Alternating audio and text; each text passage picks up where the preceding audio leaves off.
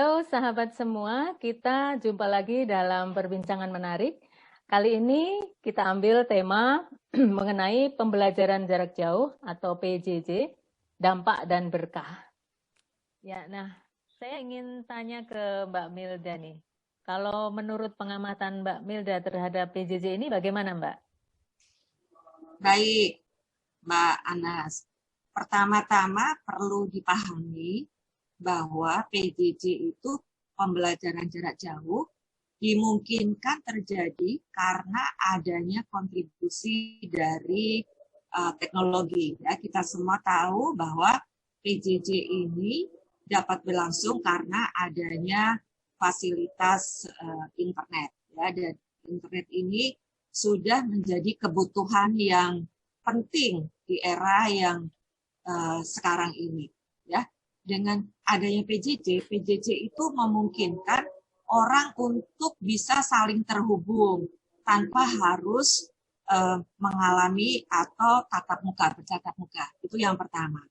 Kemudian juga pembelajaran jarak jauh atau PJJ itu dengan adanya teknologi internet, gadget, memungkinkan untuk terjadinya percepatan transformasi. Apa itu maksudnya?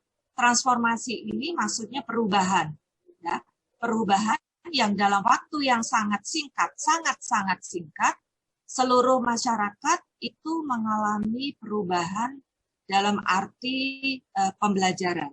Mau tidak mau kita semua sekarang melihat bahwa orang sekarang menggunakan gadget, internet untuk belajar, gitu ya. Mau tidak mau orang harus memakai platform tertentu untuk menerima satu topik atau satu pembelajaran. Ya, dari yang semula cara yang konvensional tatap muka, kita sekarang bisa melakukan pembelajaran salah satunya itu dengan jarak jauh.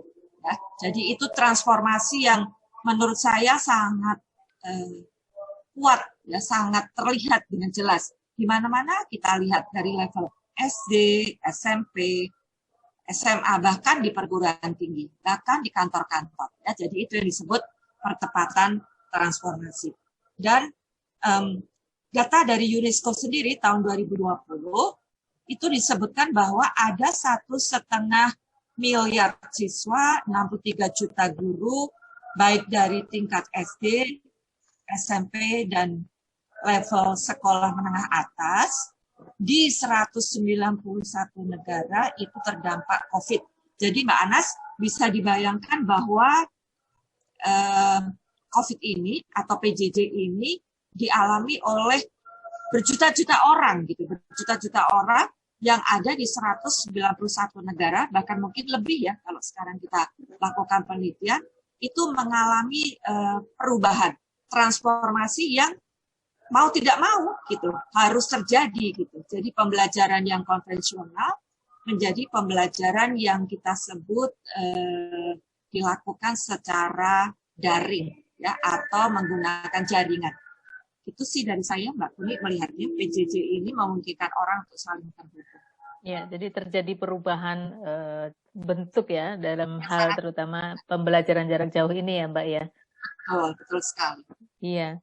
Sekarang kalau Mbak Jo ini mengamati soal media online ya Mbak Jo ya. Bagaimana pengamatan Mbak Jo soal memakai sarana atau media online ini? Bagaimana situasinya Mbak Jo untuk saat ini? Bisa memberi gambaran? Ya, baik. Tentu dengan adanya kebutuhan untuk online learning ini, pembelajaran jarak jauh ini, mau tidak mau dampaknya adalah bagaimana orang-orang atau tidak hanya anak-anak ya, orang-orang pada umumnya, semua yang terdampak tadi, mereka akan menggunakan lebih banyak waktunya terhubung dengan gawai, gitu ya. Dengan karena media online ini kan memang mau nggak mau sangat membutuhkan keterhubungan terhadap benda-benda yang selama ini elektronik dan gadget istilahnya ya.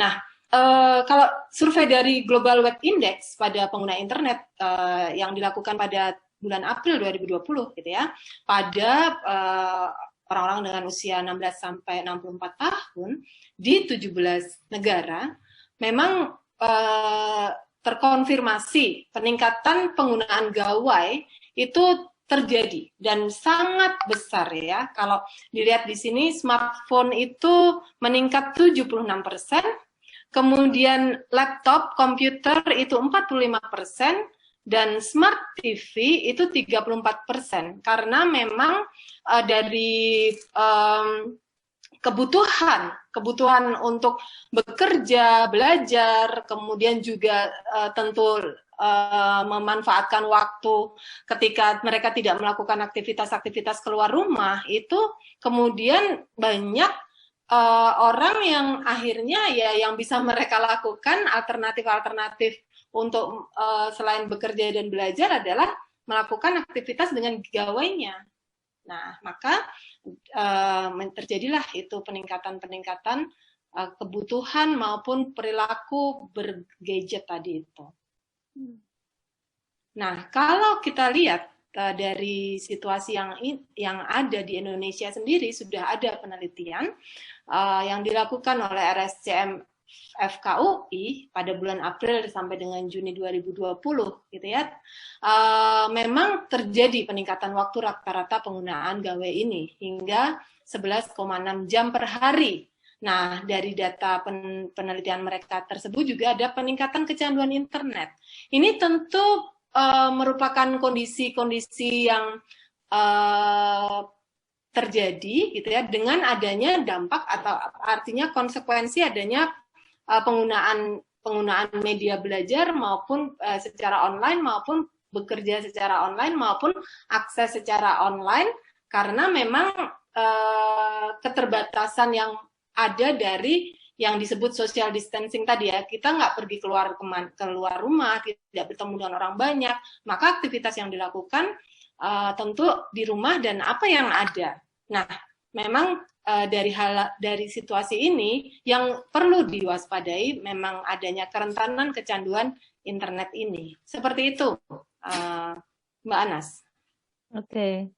Terima kasih Mbak Jo atas penjelasannya ya, terutama untuk bagaimana sarana online atau penggunaan gadget ini sebagai sarana media untuk PJJ ini. Baik, kita mungkin sesi ini cukup sekian dulu ya, kita sudah melihat situasinya. Di sesi berikutnya kita akan melihat apa dampak negatif dari PJJ ini. So, jangan kemana-mana, kita akan ketemu lagi di sesi berikutnya. Terima kasih teman-teman.